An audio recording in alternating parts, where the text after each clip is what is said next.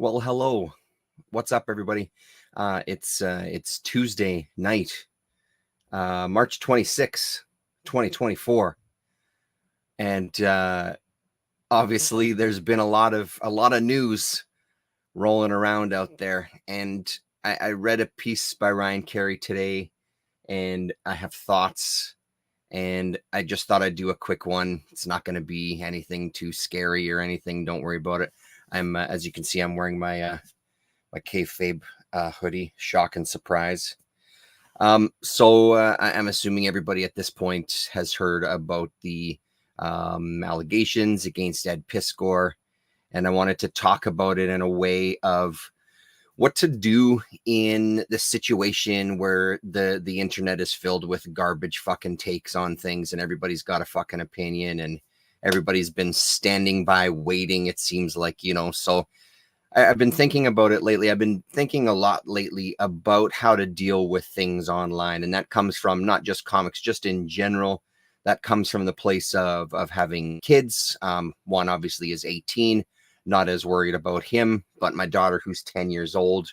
I wouldn't say that I'm worried, but we are very careful in making sure that we have conversations with our daughter, important conversations, difficult conversations. She's starting to get to that age where sometimes we'll talk about something and she'll go, ew, I don't want to hear about it. And we try to, take all of the kind of, try to take all of that kind of shock off of some of those conversations and try to have just regular conversations about sexuality, about changes to what she's feeling these days, interactions with boys at school, interactions with friends at school, etc., specifically online safety. Without going into any details, my daughter did at one point not too long ago deal with a little bit of kind of, I hesitate to even call it bullying, because it really wasn't even that extreme. There was a minor incident with some friends of hers in their messenger, and that kind of opened up the conversation and really tuned us into our need to really start having conversations with her about stuff. So when all this Ed Piskor stuff broke or was unveiled or whatever it was, my wife and I were talking about it, because obviously I was shocked. It wasn't, it's not something that I was expecting to wake up to, or whatever time of day that it was. And of course, my wife is very well aware. She's even watched some kayfabe interviews in the past. She really enjoyed the Seth interview. Actually, she was pretty impressed with Seth, just as kind of like a speaker, and him binding all his own comics and sketchbooks and stuff like that. So, I mean, I don't want to go into details about stuff. It's plenty of information out there about what allegedly happened and things that are coming from it, et cetera, et cetera. I don't really want to dive into like those kind of details or whatever. I did want to get into a little bit about kind of just, I guess, taking care of yourself when you're seeing things online, putting some thought into things before you shoot your fucking mouth off online. I've seen people saying that he's a pedophile. I've seen people saying that I've never heard of him, and kind of parroting all of those kind of talking points. I've seen, apparently there was some news coverage in Pittsburgh that, from what I heard before I saw the clip, from what I was hearing, that there may have been addresses shown of Ed's father and maybe his place. Thankfully, that wasn't true. If you're doing live videos, I'm not going to call people out. It's just, I just think it's really crucial, especially in times like this, to be extremely careful, especially if there's things that you haven't kind of looked at first before you start sharing stuff, whether that's in a video or a live stream or on social media or whatever it is. Like, I don't know, man. I think it's pretty sketch to potentially share something where someone may be getting doxxed. Again, thankfully that wasn't the case. It turned out it wasn't the case, but it's trying to stress the importance of, none of us know shit about anything, and you just want to be careful out there. So a couple of the conversations that we started having with our daughter, and anybody who watches the show that does have kids, I'm curious if you've had like how old they are, and if you've had similar conversations when you start having those conversations with your kids. How, what's it like if your kids are older, kind of you've had an experience with them already? Anything that you want to share, I'd love to hear about it for sure. We're always looking for different ways to kind of approach things with our children. Again, specifically my daughter, because she's still kind of growing up into it. One of the things we started talking to her about was just the importance of, if you put something on the internet, whether that's a photo, and we made very clear, sending photos of any kind on the internet, especially ones as you get older and you're starting to discover your sexuality and you're starting to kind of want to attract boys or whatever position you find yourself in. Photos, even if you delete them right away, it only takes a second for somebody to grab those photos and download them to their computer, to their phone. So we've just kind of basically told her, just honestly, don't send photos. On her messenger right now that she has, kids messenger, she's on kids YouTube. The parameters around both of those are very, very strict. They're monitored closely by us. If one of her friends wants to be friends with her on messenger so they can talk, it has to come through us. All of that thing. She can only share photos with her close friends. We get notifications of stuff. So thankfully, there's a lot of stuff already set up on the platform. But as she gets older and then that kind of umbilical cord gets cut, she's going to be out there on her own. So photos, honestly, just a big no. Don't send photos. Don't even care if you're fully clothed. Just do not send photos. You don't know what's going to happen. You don't know where they're going to go. Obviously, we talked to her about if she's ever in a position wanting to share extra photos that are not just clothed, again, and just kind of saying, just don't.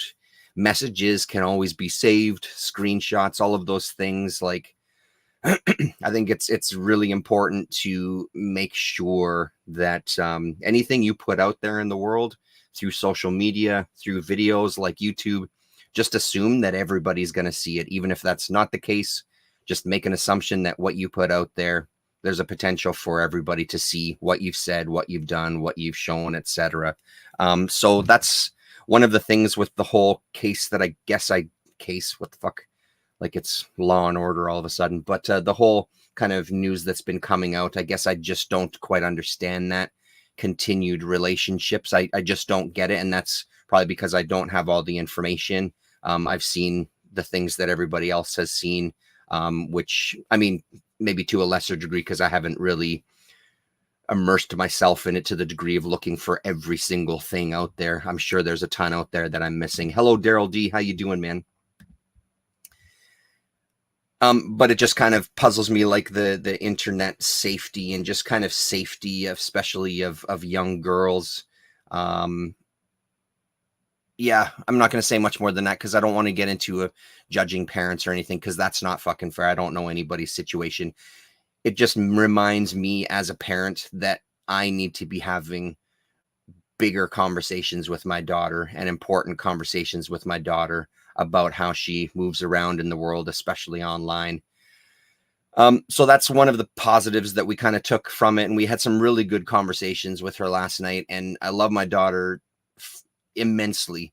She's an incredibly smart girl. She was asking some incredible questions. It was really, really great, actually. We really turned it into kind of a real positive thing. Dan, how you doing, man?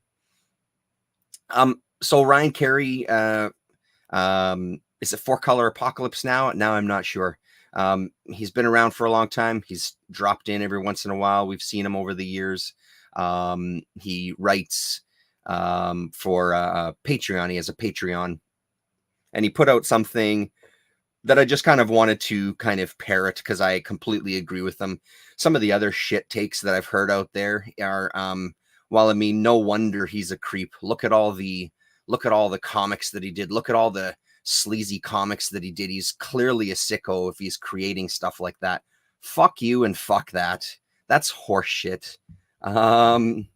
Dan, doing great. Just moved into my new house. Congratulations, Dan. That's amazing.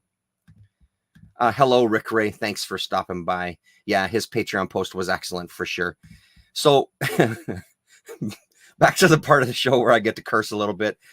As I said, for a recap for anybody just coming in, fuck you and fuck that.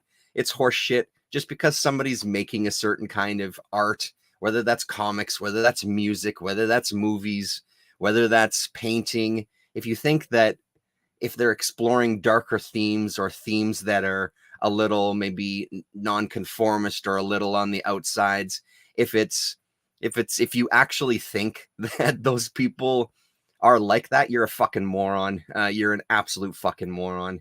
And maybe you should put a cork on the end of your fork and make sure you don't hurt yourself walking outside. Like, it's just a stupid shit take. And I have seen, and that one is that I did see that myself online. So I'm glad that Ryan wrote about it. That's the beauty of kind of having these platforms. You can hear people articulate some of your feelings way better than I think I even realized myself. It registered, but seeing Ryan write about it really crystallized it. It's basically the video games are making the kids violent. Yeah, exactly. Idea. Or like growing up in the 80s, listening to heavy metal music, clearly a Satanist. I was clearly sacrificing babies and all of that shit. So, agree completely. Horse shit for sure. So anytime this kind of thing happens, again, doesn't matter if it's comics or not. I think the importance of it all is to kind of try to be looking objectively at stuff. And objectively, there's been some accusations. The individual apparently who made them, according to the Pittsburgh News article, the police wanted to talk to her about it, and she didn't want to talk about it. That's something else that we've talked to our daughter about as well. And she's actually been really good. She had an instant where a friend of hers, something happened to a friend of hers in class that my daughter witnessed. And the friend didn't want to go and tell the teacher about it. And again, I don't want to get into like details of some of these things because it's not for the internet. It's not for here. Needless to say, this individual didn't want to go forward and talk to the teacher. My daughter decided that she would do it because it was that serious, that it needed to be done. So that kind of thing we always reinforce in her as well, too, like, because of course they're kids and there's all the snitches get stitches and nobody likes a tattletale and all that bullshit. If there's something serious enough, and this definitely was serious enough, you need to go and tell someone in charge, especially in a school, especially telling a teacher. If it's outside at recess, whatever adult is out there with you at recess, a principal, whoever's that you feel most comfortable talking to. I completely lost my train of thought. The importance of talking to people about it. The importance of going directly to people, if you can, to talk about things. It's something that I dealt with when I was in the union as well, too. If people had a conflict, and again, all of this other piss gore stuff aside, this is a completely different thing. I'm not talking necessarily that situation. Just if you have issues, one of the things I'd always say to members is, did you talk to the individual? Did you talk to the person who yelled at you, swore at you, whatever it was, like trying to kind of deal with the things. And if it is serious enough, again, like going to somebody, if it's serious enough that it's causing you some harm, if it's causing you some pain, if it's causing you anything like that, I really feel like that kind of thing should be taken to the authorities. Again, not necessarily talking about this situation, because again, from what I understand, and please correct me if I'm wrong, from what I understand, there wasn't an actual criminal element to it. It was more just creepy, stupid fucking behavior from a man who should fucking know better. Anyway, yeah, all of that is I think just really, it's unfortunate that this kind of stuff happens. Yeah, there was a weird scandal with, Dan. There was a weird scandal. Again, I don't really want to get into the gist of it. Is that he's being accused of sending some messages to a girl at the time who was 17 years old, and I think Ed was like 38. I think it was through social media. I don't know if it was Instagram or private messaging on Twitter, and they were just inappropriate messages. From what I understand, there was no actual physical contact. I don't believe they ever met each other face to face. It was just in text. Creepy as shit. Should fucking know better. She was 17. She made it very clear that she was 17. He continued the conversations. She continued the conversations. Stupidity on his part, 100%, and just creepy. So that's kind of the very, very gist of it. But I would suggest going to read more if you want to read more about it. So it's just been mulling around in my head. And because I've been seeing all these takes and because I saw a little bit of a live stream, I just kind of wanted to put some of my thoughts out there. It's always unfortunate when this kind of thing happens. I think what is important is to try to put something positive on it for yourself, as far as using it like we did education for my daughter to kind of get her up to speed on things as she's getting older. I think it's pretty easy with social media, and we've all experienced it and we've talked about it here before. It's pretty easy to kind of get sucked into a dark kind of rabbit hole when it comes to social media. It's not helpful necessarily. Everybody is curious. Everybody is, especially when it comes to something that people really like, whether it's movies, music, comics in this case, right? So everybody has a natural curiosity, and I understand that. I would just suggest trying to kind of steer some of that in a positive way. Gore Vidal, hello, how are you, man? Colin Blanchette, The Beat had an article that was a decent roundup of the multiple accusations. Yes, the story is still developing, though. Yeah, and that's what I understand, because I do know about the other situations, too, and I have questions about those situations as well, too, that I just don't understand. And again, which is what sparked the conversation with my daughter of, like, if someone's being a creep to you online, you don't fucking talk to them. And obviously we told her, show us, talk to us, come to us first, so we can all work on it together and make sure that you're safe and make sure everything is okay. Come to us. Definitely don't just block and delete stuff, because then we can't see and we can't actually know exactly what was going on, right? So but certainly sure as fuck don't continue conversations with the fucking sketch bag. So, and I think all that, what also comes up for us is instilling like a sense of just confidence in our daughter. And I do see it more the older that she's getting. She wasn't always as confident as she is now, but I do feel like that's really been developing over the last kind of year or two. She's really developing this very, very confident attitude, and there's been multiple situations recently where she's kind of been the only voice saying something that not everybody else is saying. She's been the sole voice, and we're incredibly proud of her for things like that. And I think that's a thing that's super important for anybody with kids, no matter what their age is, trying to instill this confidence in them from an early age. So hopefully, nothing is a magic bullet, obviously, but hopefully that confidence helps them later on to recognize when situations are dangerous and have the confidence to walk away, even if there is the perception that if they don't engage in conversation, they're going to maybe miss out on a job or something. You know what I mean? Like the importance that sometimes gets placed on these situations. And in some cases, the people using that to their advantage to try to take advantage of people. So,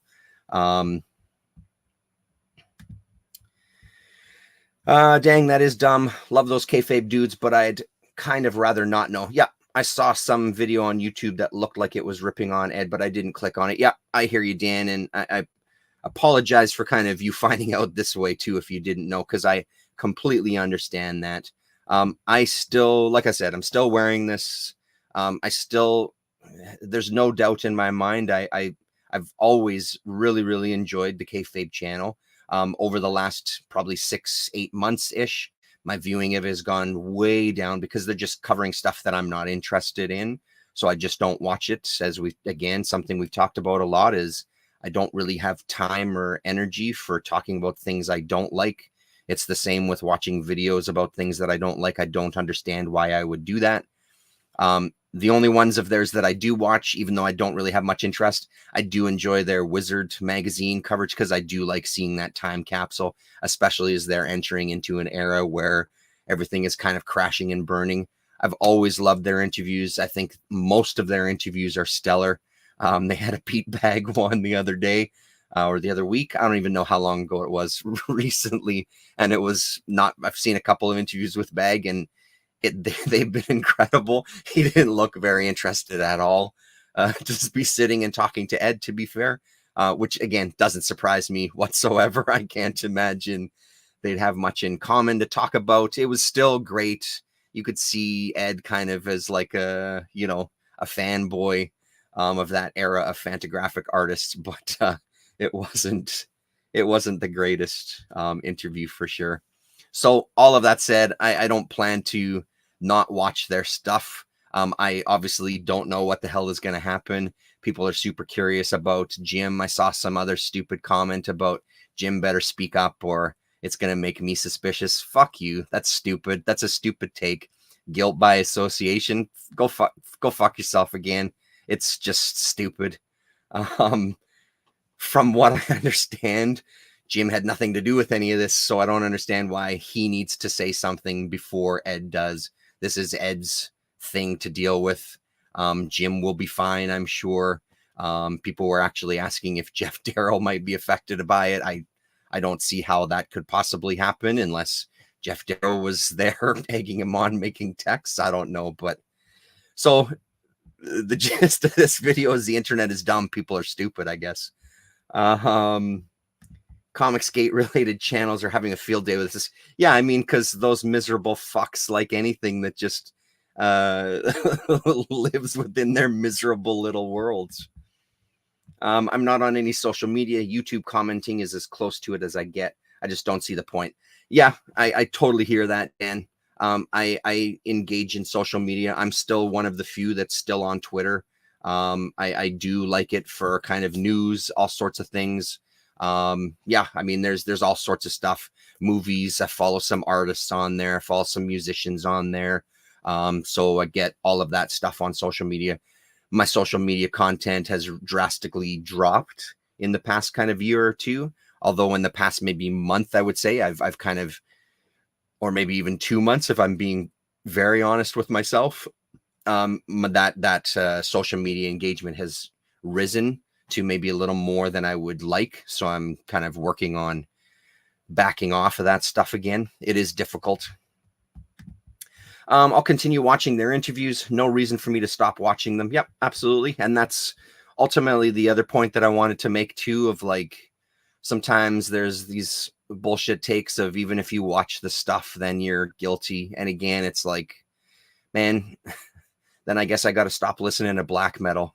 I guess I got to stop listening to kind of noise and stuff because there's sketchy motherfuckers all throughout that kind of stuff. One thing that sort of ties into actually is, so I don't watch Manga Chat all the time. I've watched a few episodes. Most recently, I watched Harry Nardlicker. Harry Nordlinger was on Manga Chat, and I watched that one. Fantastic interview. You know that I'm a huge fan of Harry Nordlinger, a huge fan of Vacuum Decay, a huge fan of David Enos, who he praises in that interview with them as well too, which is so great. He talks about, he got in some shit, I guess for an interview we did with Comics Journal, where he sort of shit on the San Francisco comic scene. And he said, he was saying that he had people that he knew kind of commenting to him. And apparently one person said he should apologize. And Harry very flatly to the camera said, artists should never apologize for anything. And I thought that was a fantastic, comment. I would encourage you to check out Manga Chat. I really think those guys are funny. I've watched a couple of other videos since watching that one, and they're always really entertaining. Who was the guy they had on most recently? I think he does a comic called Naff. He's a UK based artist. And I think it's issue 3 of Naff that's come out. So they interviewed him, and that one was really great as well too. So check them out if you decide that you can't watch kayfabe anymore. That's the other thing. There's a ton of channels. Tell your friends they can always come here. You can sub and listen to a grumpy old Canadian sitting in his basement balding. I'm a big kayfabe fan, and those recent interviews were great. But I also have fallen behind. Not enough time, and I got to make time for you and Damien. Thank you very much, Dan. I appreciate that. That's a true fan right there, ladies and gentlemen. That's a true fan. Yeah, I mean, that's the other thing that kind of stopped me from keeping up. It's just a video release every single day is a little too much to kind of keep up with. I agree with you, T, about guilt by association. Yeah, it's ridiculous. People say some stupid shit on the internet. I just don't get it. It's like the thought process stops and they just type whatever comes to their head. Look at you, Rick Ray. Ethan Llewellyn, thank you very much, Rick. I knew I could count on somebody. Ethan Llewellyn does NAF, and he seems like a really great guy. The comics look fantastic. Yeah, go and check out that interview. He's great. I'm glad the social media exists to help people find my band and learn when we play live, but I'm glad my bass player handles it. Awesome. Yeah. That's about right to get the bass player to handle it, huh? You must be a guitarist. I picked up this today. Magnet Head. I went to this is Jasper Krentz. I wanted to make sure that I got that name right. Jasper Krentz. I started looking through this, and I got to a page and I'm a bit worried. I got to these pages, and I'm like, ah, shit. Do I have this? Because I recognize this. So I'm guessing that this was. I think it might have been in a Floyd Tangeman anthology, possibly. Maybe that's where I saw this stuff, because I didn't recognize anything else in it. So this is shit, what's the place called? Fantasy something in town here. I'm gonna get the name because now it's gonna bug me, and I don't want to leave here without getting the name properly. I apologize for this. Let me just stand by. Fantasy Club Books here in Winnipeg, Manitoba. Make sure that I do a proper shout out. Fantasy Club Books, a local store that's been carrying, looking to carry more kind of independent and self-published stuff. They have a display with a bunch of Bubbles issues, for example. I'm pretty sure he's bought stuff from Domino to fill his shop with. So he got in a few Jasper Krentz stuff. Yes, Krentz, Krents. I think there was issue number 1. I think there was an issue number 3, and then there was another book from Jasper as well too, that they were carrying in the shop. So glad to get my hands on it. It's always nice to save on the shipping. This is from 2023. It looks great. I saw his stuff online. I talked to him once very briefly because I wanted to order some of the stuff from him, but it was the usual.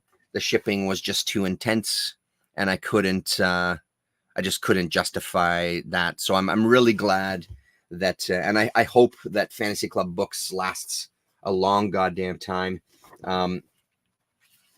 because having this shop in town for me and hopefully at least 5 other people who might be into buying this stuff, I think it's fantastic that we have this in town here. So there's a look at that, but I'll probably end up talking about that on Sunday. I plan to read this probably tonight, actually. I think that's it. I don't think I have anything else to say. Great interview on Mega Chat for sure. Yeah, I find them really, really funny. They're really, it took me a little bit to kind of get into their sense of humor. I don't know if I'm 100% there yet, but I do feel like I have a bit more of appreciation for their sense of humor on that channel than I once did when I first started watching them. So probably being a little high helps as well. That maybe makes it a little funnier. So Thanks for letting me vent. I appreciate you guys hanging out and listening while I talk this stuff out loud. I feel sometimes when I do this kind of thing, it's good to it kind of just helps saying it out loud, and then I can sort of put it to bed in my mind. Yeah, so there's a Kickstarter of a new comic called Ghoul Butcher with art by Ken Landgraf that is live for 5 more days. It looks amazing. That's killer, Dan. Thanks for telling us. Sellers, hello. Are you going to upload any more new music? I'm planning to. I was working on some stuff the past couple of days, or today especially, but today was a very frustrating. I'm sure Dan can relate to this. I put in all this work and it just didn't yield anything. And it was probably 3 hours of recording some stuff. And it was actually very discouraging. I felt drained. I didn't really have anything to show for it. But yeah, I'm planning to do some more stuff for sure. I'm finding I'm really having fun with making some music lately.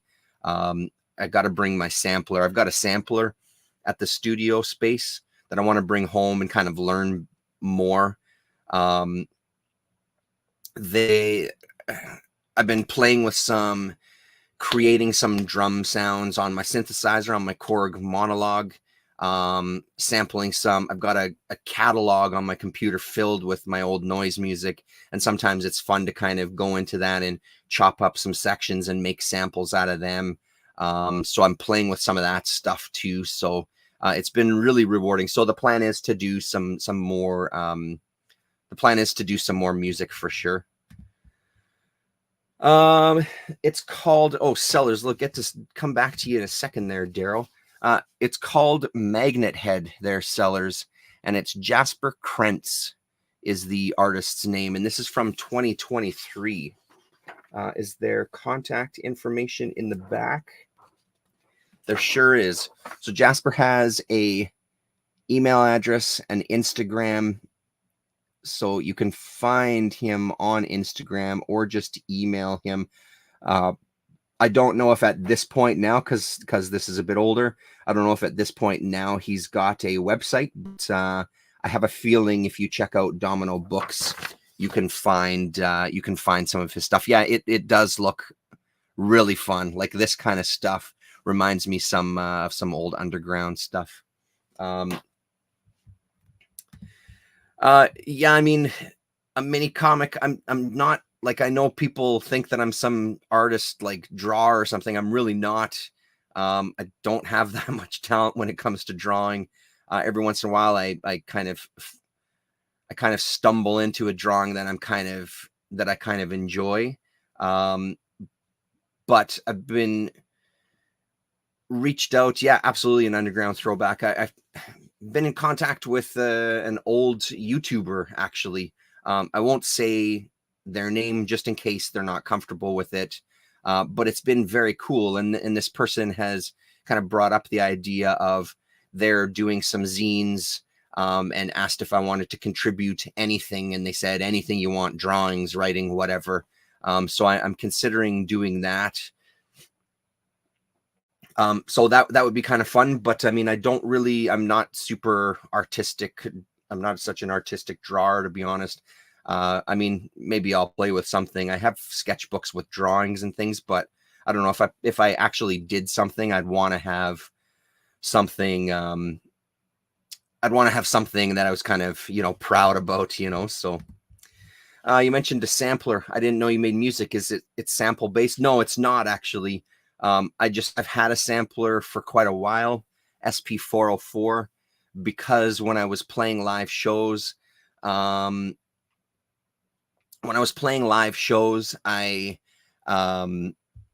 sometimes used a sampler to kind of add something to the performance. And then I've been using it as kind of like another instrument lately too, because like I said, I can create some kind of drum sounds on a synthesizer, plug those into the sampler. The sampler has built-in effects as well, where I can alter the sounds a little further. So it's been kind of fun doing that.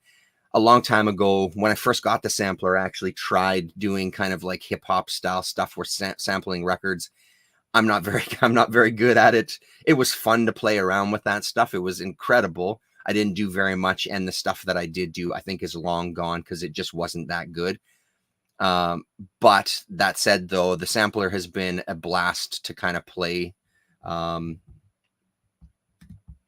make cool sounds. I've seen you perform. Oh, cool. Thanks very much, James. I appreciate you saying that. Thanks to Grux COVID streams. Oh, that's amazing. Yeah. Those COVID streams, man, those were so much fun. I'm a huge fan of Grux. He's kind of legendary for me as far as when it comes to kind of music.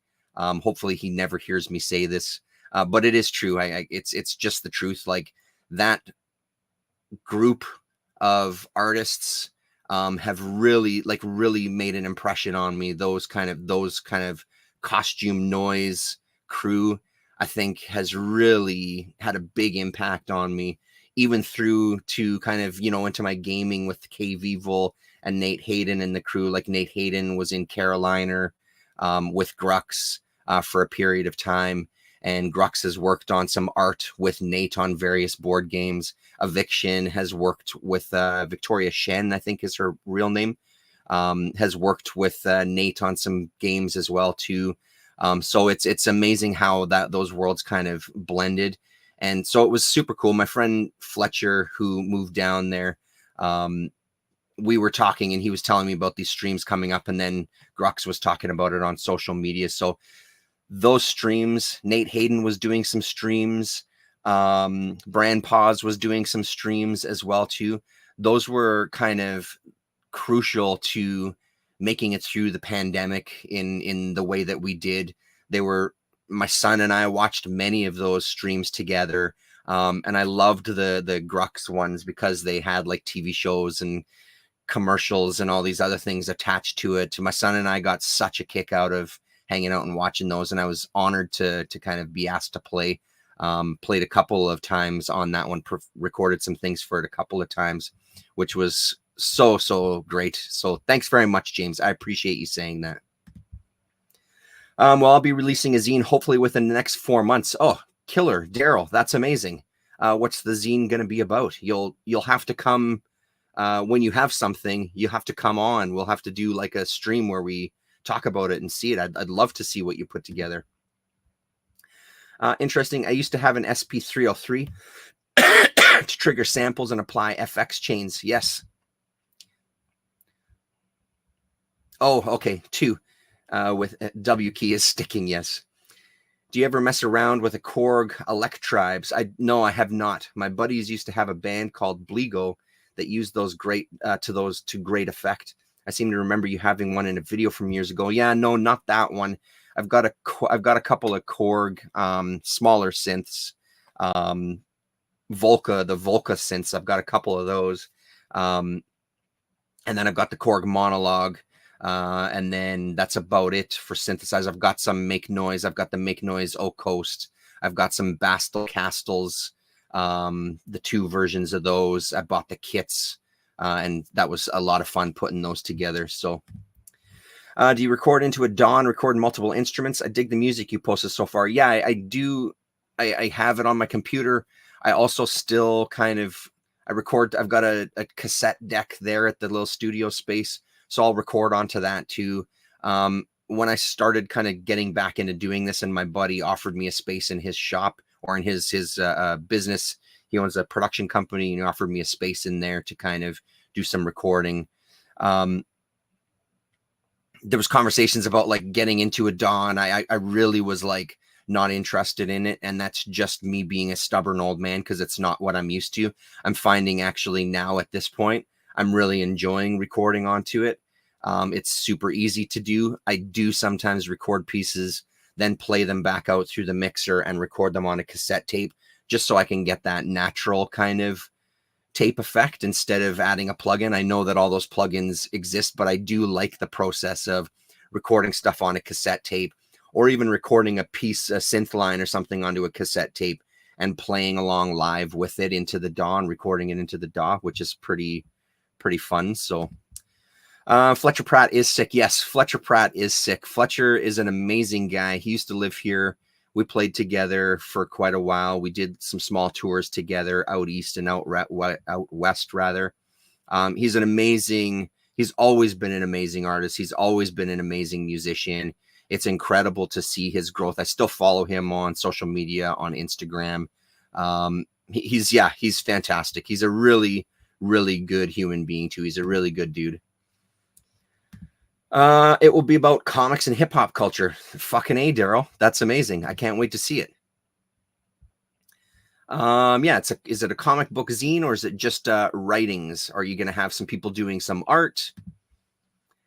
Maybe it was Chaos Pad. Yes, I do have a Chaos Pad. That's true. That I do have, and I was actually thinking about getting that out today because I have my mixer now set up kind of like an old dub style studio with the effects coming out of the auxiliaries, and I'm really working on separating tracks so I can affect them. It's been a lot of fun playing with that. Not that I want to make dub music, but I find that that's been kind of a fun outlet to try other things. Yeah, so, yeah. I can see really digging the core Chaos Pad. Yeah, so I want to pull that. The point of that was that when I was looking to put effects onto the auxiliary channels, the Chaos Pad is there at the space, and I think that's the next thing I'm going to try. I'm going to try that kind of dub style chain with the mixer coming through the Chaos Pad as one of the auxiliaries. Analog tape has a warmth that digital recording just can't duplicate. Absolutely. One of the things I used to love doing when I had a 4-track is kind of getting a tape and kind of gently stretching out the tape itself, so it kind of added that texture to it. Pardon me. That was always kind of fun playing with that kind of stuff. I never really got into any sort of like splicing and things. Yeah. Well, 41 minutes. That wasn't the plan. Thanks very much. I appreciate the kind of back and forth there. That's fantastic. There will be a short comic story, some graffiti, and some lost interviews from some famous old school hip hoppers. That's amazing, Daryl. That's really fucking amazing. I can't wait to see it. I can't wait to see it. All right, everybody. That'll be it. Sunday, I'm hoping that Rasa and I will get a chat. We'll see how it goes, depending on how the week pans out. Stay safe. It's the fucking internet. Be careful. Watch your mouths. Don't say stupid shit online. Don't jump on fucking bandwagons. Think for your goddamn self. And if you don't like something, you don't have to engage with it. The block button on all of these platforms works just fine. Every single one of them. They work. I've done it many times. There's a lot of conversations I never have to engage in ever again because I've blocked people over the time of being on social media. So, like, just be smart, even as an adult. Don't be a fucking moron. Take care of yourselves. And, I don't know, make noise and read comics. Right on. Thanks, everybody. We'll talk to you later.